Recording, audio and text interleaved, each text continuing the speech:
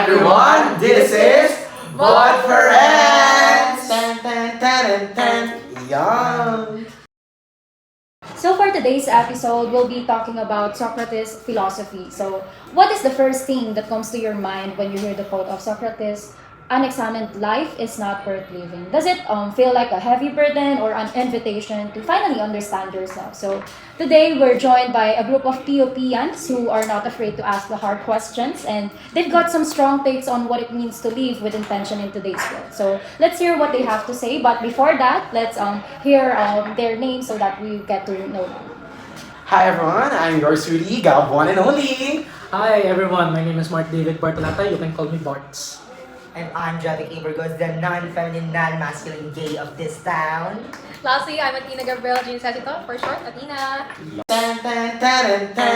Yan! Yun nga, dun sa question kasi na what comes to your mind when the quote unexamined life is not worth living? So basically, pumapasok sa utak ko is yun nga, mostly kasi ang mga tao ngayon, we live by rules, we live by the law, we live by societal beliefs na have been passed down through us through centuries or millennia. But ikaw, napapatanong ka kasi sa sarili mo yun. Napapatanong ka, why are this question, why are these rules, why are these routines, this belief continue to this day? So technically, masasabi natin na there's part na, yung component na yon, yun yung magiging important part ng religion, parang ganun taga. Dahil kasi, mostly kasi religions are made out of beliefs from people. Dahil kasi when you look at religion in a historical viewpoint, makikita mo na it stems from something. Lahat ng rules, lahat ng dasal, lahat ng laws na meron tayo, be it religious or not religious, it stems from something. But mostly kasi yun nga, pag naiisip mo yung quote ni Socrates, it's very, kumbaga mabigat siya, di ba? You question everything around you. Ikaw naman, do you have thought or masasabi doon? May na-reflect ako sa sinabi niya that it stems or it's usually based from morality or in which sa pagdating sa religion, sa goodness ng mga tao, kung ano yung pakikitungo nila or how they perceive their lives. Kasi alam niyo yung religion talaga, very sensitive topic talaga siya for me. Sa totoo lang. I mean, for all naman siguro talaga. Naging big part siya, especially like adulting life ko. Kasi, ano ba, may kwento kasi ako dyan. Kasi dati, like when I was like between 12, 13, 10, agnostic ako. Like super, alam mo hindi ko na pa na-explain, pero like, ayoko ng goodness in general. Rebel type. Rebel pa ako naman. So, hindi talaga ako nag-stick for, kunyari na ayaw nila ako. For Sunday Mass, or anything like with prayers, ayaw ko talaga. Kina-question mo lahat. Oo, like, what's the point of this? Di ba? Pero kasi, nagkaroon ng very, not really traumatic, because we've already finished that part of our lives. Pero, I had a lola, very special person to me talaga. Like, she was like my mother. She was like the mother I never had. You know? Tapos, nag-diagnose siya ng leukemia. And, syempre, like, binibisit namin sa hospital. And people, like my family, was around her bed. They were like praying, crying, whispering to God. And I just don't understand the point of it.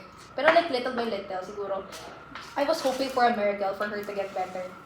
I was hoping. So, yun yung time, dun sa chapel mismo ng hospital sa Makati Med. I was like legit, I tried to pray. Pero I just, alam mo yung nirationalize ko talaga, like, what's the point of this? Kung totoo siya, ba't niya binigyan ng sakit yung taong mahal ko, di ba?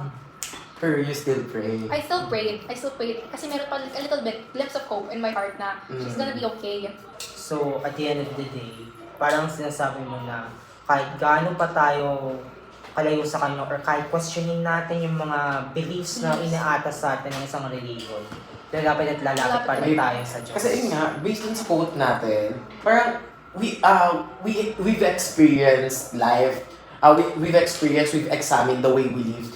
That's why parang nagkaroon ng something worth it sa buhay natin. Once na ma-experience natin or ma-examine natin, may worth na talaga siya. Parang yun yung naging part ko, like, as a survival for me. Just to hold on. Ayun. Pero speaking of religions and belief, nabanggit mo kanina identity. Actually, papasok din dito sa chikahan natin na to or sa conference natin na to. Excited ako Yung identity. I suffer. For you or for ikaw naman, for identity, Chika. siguro how do you relate the idea of identity dun sa quote natin today?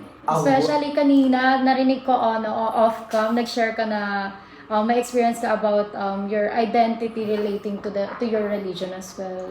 Yeah. Actually kasi, yung parents ko at that time, kumbaga as a child, may early consciousness thought na ako na kung saan, ay makareliyoso yung mga magulang ko, makadiyos sila. Pero as time pass by, napapansin ko sa kanila, sorry for the word, but they're hypocrites. They entail or they rather tell the rules and the beliefs of God through Bible. Tapos pinapressure nila ako doon. Simula bata ako kasi at the age of 5, galit sila sa mga bakla, aware na ako doon. So, yung identity ko, naapektuhan ng religion yun, grabe-grabe, to the point na nagkaroon ako ng crush ng sabay-sabay ng 5 sa babae sa isang classroom. At that point of time, I'm still questioning myself, bakit ako nag-crush sa babae? Bakit? Kumbaga, crush ko ba sila kasi gusto ko ba sila? Talaga genuinely as a child or nung bata pa ako or sa puppy love? Or peer pressure or religious pressure lang sa akin ng mga magulang ko at that Like you're time? trying to put yourself in a mold na kunyari ng parents mo. Oo, yun. Parang na-force ako sa mold na kung saan hindi naman dapat talaga ako. To the point na, ay, crush ko ito babae. Halimbawa, gusto ko sa mga babae dati, morena, matalino, mabait. Ayun. Yun talaga yung mold na pasok sa akin kasi, ang babae para sa lalaki, ang lalaki para sa babae. Kaya ayun, not until tumapa ko ng 8th grade, pandemic that time, syempre, that's a boost on usage of social media and nagkaroon tayo ng realization, rather na kung saan, ay, ganito pala ako, hindi lang pala ako mahilig sa babae, mahilig din pala ako sa lalaki. So I came out as bisexual.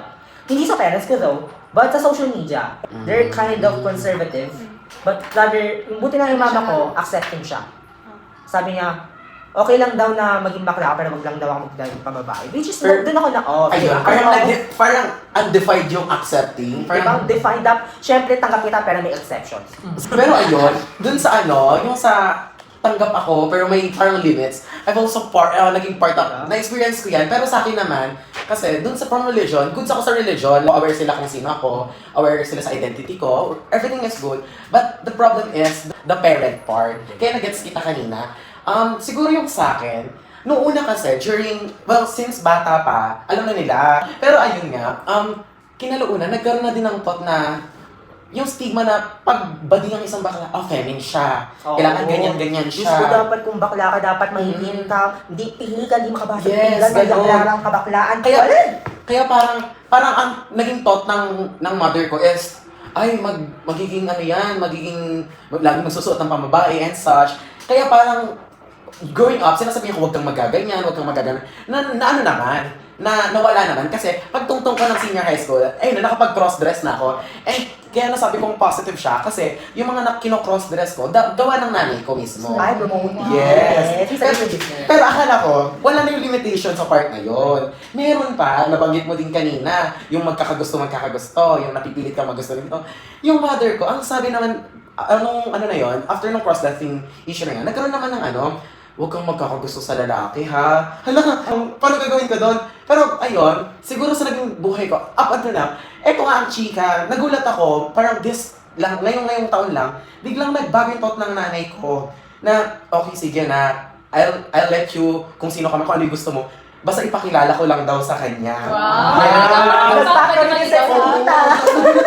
May boyfriend ka. Bakit ka nagtatanong kung may boyfriend? Wala akong boyfriend. Pero yun nga, parang masasabi ko pa rin, may kukunin ko pa rin siya sa quote, doon sa quote natin ngayon na, may something worth it sa buhay natin if we examine it more or if we experience it.